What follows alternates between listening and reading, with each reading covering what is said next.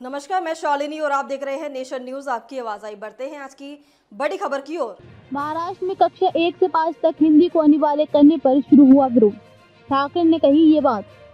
Shiv Sena UBT प्रमुख उद्धव ठाकरे ने कहा है कि उनकी पार्टी महाराष्ट्र में हिंदी को अनिवार्य नहीं होने देगी।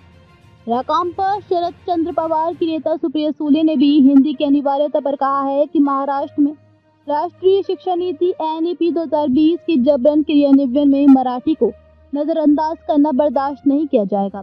उद्धव ठाकरे ने कहा कि हम महाराष्ट्र में हिंदी को अनिवार्य नहीं बनाने देंगे। शिवसेना यूबीटी प्रमुख उद्धव ठाकरे ने कहा है कि उनकी पार्टी महाराष्ट्र में हिंदी को अनिवार्य नहीं होने देगी।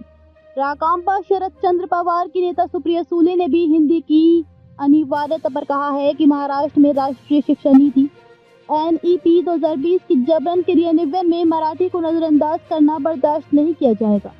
राज्य सरकार ने कक्षा 1 से 5 तक के विद्यार्थियों के लिए हिंदी को अनिवार्य करते हुए इसे तीसरी भाषा बनाने का फैसला किया है। शिवसेना यूबीटी की श्रमिक शाखा भारतीय कामगार सेना के एक कार्यक्रम को संबोधित करते हुए ठाकरे ने कहा कि उनकी पार्टी को हिंदी भाषा से कोई परहेज नहीं है, लेकिन उन्होंने पूछा कि इसे क्यों थोपा जा रहा है। दावा किया कि सत्तारूढ़ भाजपा का मिशन लोगों को एकजुट न होने देना और उन्हें लगातार दबाव में रखना है, जिससे वे अपनी चिंताओं में व्यस्त रहें। उन्होंने कहा कि हम महाराष्ट्र में हिंदी को अनिवार्य नहीं बनाने देंगे। उनकी ये टिप्पणी महाराष्ट्र सरकार द्वारा राज्य भर के मराठी और अंग्रेजी माध्यम के स्कूलों में कक्षा 1 से 5 तक हिंदी को अनिवार्य तीसरी भाषा बनाने के निर्णय पर के बीच आई है।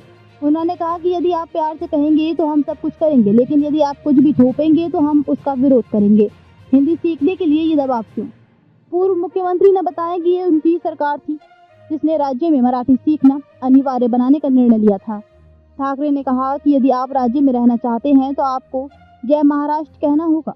अब तक के लिए बस इतना ही। फिर होगी आपसे मुलाकात। तब तक के लिए नमस्कार और देखते रहिए नेशन न्यूज, आपकी आवाज।